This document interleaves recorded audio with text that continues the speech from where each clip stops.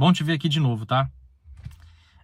Hoje a gente vai ser um vídeo mais rápido, um tema que é essencial para a vida de qualquer pessoa, independente de você ganhar um salário, 2, 3 ou 10. Fato é que a inflação ela atinge todos. E o que é a inflação? A inflação ela é o poder de compra do nosso dinheiro. O quanto que a gente consegue comprar com aquela mesma quantidade de dinheiro no passar do tempo. Seria basicamente algo nesse sentido. Falando de uma maneira bem simplória, sabe? Porque o meu objetivo aqui não é ser técnico, né? Eu tô falando com a pessoa simples, a pessoa comum. Eu quero que você me entenda. Existe uma coisa no Brasil chamada salário mínimo. Esse salário mínimo, ele tende, todos os anos, a ter um reajuste e a subir, correto? Por que o salário mínimo ele sobe? Vamos pensar o seguinte. Salário mínimo. O mínimo que uma pessoa precisa para ter uma vida digna, digamos assim. Conseguir se alimentar, conseguir pagar uma conta de luz, de água, talvez um aluguel e tal. Em teoria, né? Seria isso. Basicamente é isso. Pagar sua moradia, sua alimentação, o mínimo. Por isso se chama salário mínimo. O valor mínimo que a pessoa precisa. Então vamos lá. Se esse valor é o mínimo que a pessoa precisa, por que esse valor está aumentando todos os anos? Ou seja, se o salário mínimo é R$1.000, significa que com R$1.000 você vai comprar aquilo que é mínimo para sobreviver. Em teoria, né? Não é assim, né? Na prática a gente sabe. Principalmente quem ganha aí salário mínimo sabe disso.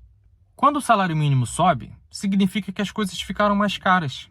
Então, automaticamente, você não está ganhando mais. Você está ganhando a mesma coisa. Reajustado. Agora pensa. Uma empresa que tem ali os seus funcionários. Vamos supor que essa empresa ela tenha 10 funcionários. E esses 10 funcionários recebam um salário mínimo, correto? O salário mínimo reajusta, o salário vai reajustar. Ok? Ok. Então a empresa vai ter que pagar mais. Então agora o custo da empresa aumentou.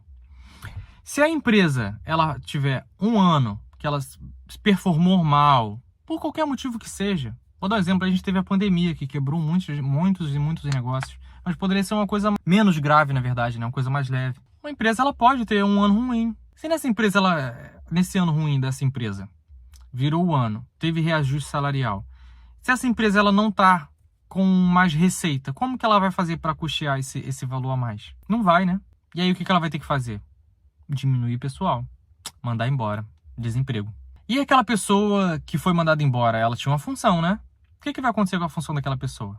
Duas opções. Ou a empresa não vai mais executar aquele procedimento que aquela pessoa era responsável por fazer, se for algo que não é essencial.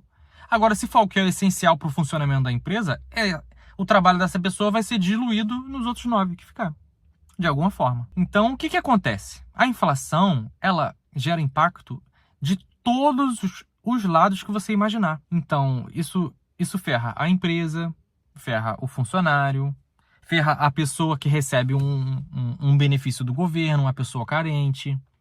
A inflação, ela ferra todo mundo. É normal um país ter inflação. Todos os países possuem inflação. Só que tem uma diferença de um país que tem uma inflação controlada e um país que tem uma inflação descontrolada, que é o nosso caso. No nosso caso, a inflação ela é descontrolada. É por isso que se você pegar num gráfico, por exemplo, de 5 anos, não precisa pegar nem gráfico nenhum, pega aí pela sua experiência mesmo. 5 anos atrás, com R$1.000, o que você conseguia comprar com R$1.000 5 anos atrás? E 10 anos atrás? E 15 anos atrás? E 20 anos atrás? E hoje? Complicado, né? Então você imagina, se o salário mínimo saiu de 100 para 1.000, significa que o custo daquele mínimo para sobreviver aumentou em 10 vezes, correto? Então você imagina que as empresas que empregam diversas pessoas, milhões de pessoas, nesse mesmo período, ela precisaria crescer 10 vezes. Então as empresas que não foram capazes disso fecharam, quebraram. É por isso que se você pegar os dados das empresas que fecham no Brasil, você vai ver que é gigantesco. A grande maioria das empresas, em menos de 5 anos, fecham as portas. Porque é muito difícil empreender no Brasil. É muito difícil você conseguir ter funcionários, ao mesmo tempo pagar os tributos pelos serviços ou produtos que você vende. E no final das contas, fica uma margem mínima ali pro empregador. Aí você pensa, mas é o empresário, ele tem que se ferrar mesmo. Bom, se não tiver valendo a pena para o empreendedor executar uma atividade, fazer um negócio, empregar pessoas e tudo mais, significa que ele vai fazer o que com aquele dinheiro que ele tem para fazer um investimento em algo? Significa que ele vai investir em coisas que dão renda passiva para ele. E só que renda passiva não gera emprego. Renda passiva não gera emprego, então não gera dinheiro para uma pessoa que vai consumir, e automaticamente esse consumo dessa pessoa também agrega financeiramente, economicamente para o país. Então é muito difícil para a gente aqui no Brasil conseguir ter uma vida digna. Por quê? Porque absolutamente tudo que a gente faz, a gente está pagando imposto. De todos os lados. De todos os lados que você imaginar. Tem uma missão aqui para você que está vendo esse vídeo. A próxima vez que você for no supermercado, você vai receber uma notinha das suas compras. No final dessa nota, eu vou colocar uma imagem de uma nota aqui, um exemplo. No final dessa notinha vai constar lá tributos, impostos federais, estaduais, municipais. E vai ter lá um percentual, X% de imposto. Quando você fizer compra no mercado, dá uma olhada nisso.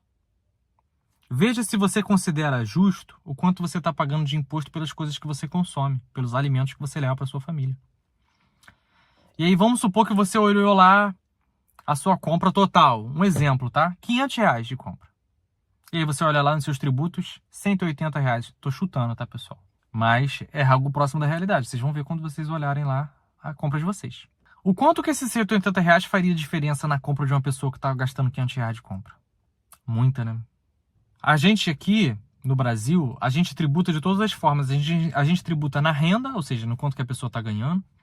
A gente tributa no consumo, enquanto a pessoa está consumindo. A gente tributa no patrimônio, ou seja, o que ela tem de imóvel, de automóvel, de investimentos.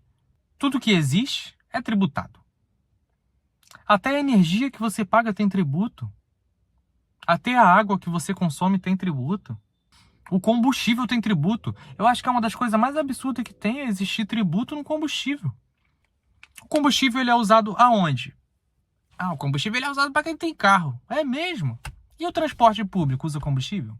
Então, se o combustível for mais barato, o transporte público fica mais barato? Aquilo que você vai no mercado e compra, ele chegou no mercado como? Aqueles alimentos.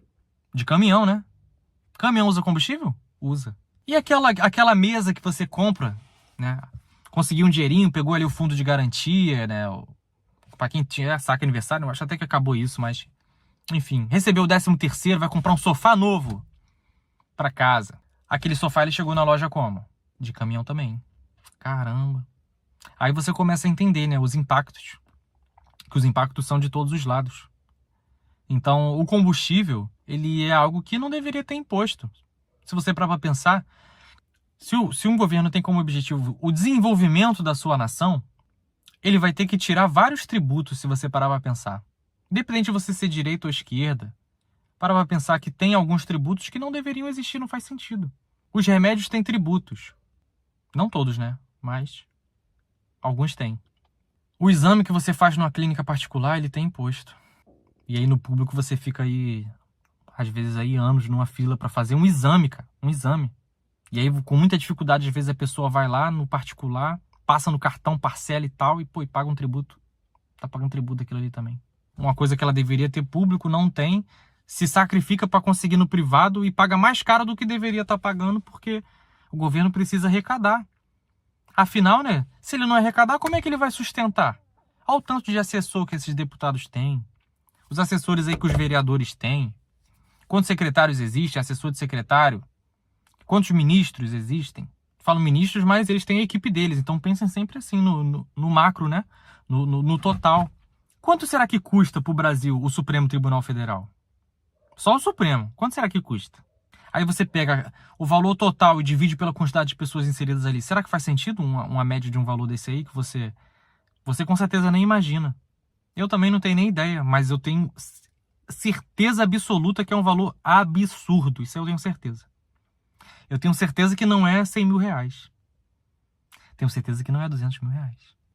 Então, pessoal, quando a gente percebe que esse discurso de não, a gente tem que tirar imposto cobrar mais imposto do bilionário, dos milionários e tal. Olha, isso faz sentido. Eu até defenderia isso, se o objetivo desse imposto não fosse sustentar funcionalismo público, sustentar uma mata de político.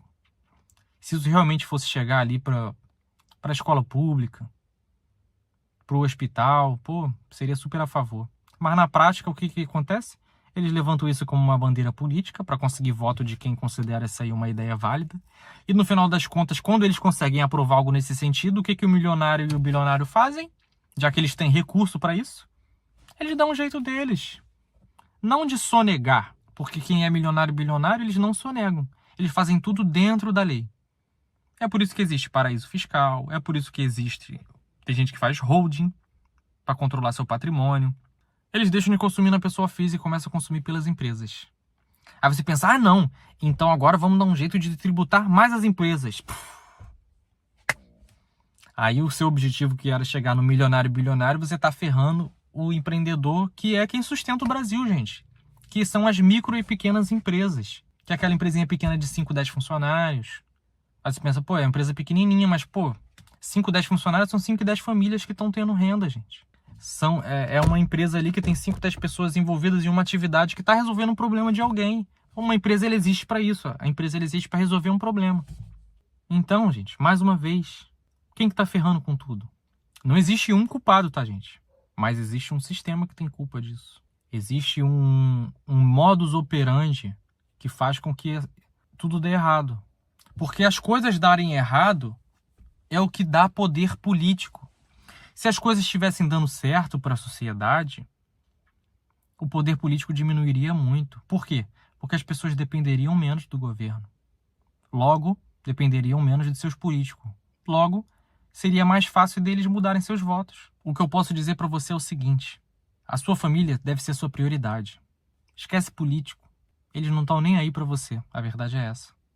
Então, na próxima vez que você vê alguém na internet, um político e tal, ou pessoalmente também, num palanque, qualquer coisa, fazendo um discurso bem bonito, pensa o seguinte: o que esse cara tá querendo ganhar falando essas coisas? Qual será que é o objetivo dele real com isso? E no final das contas, você vai perceber que o que ele quer é voto. Nós somos números. Não seja um número. Não apoie quem faz parte do sistema, que é 99,9%. Um abraço, fique com Deus para quem acredita e até a próxima.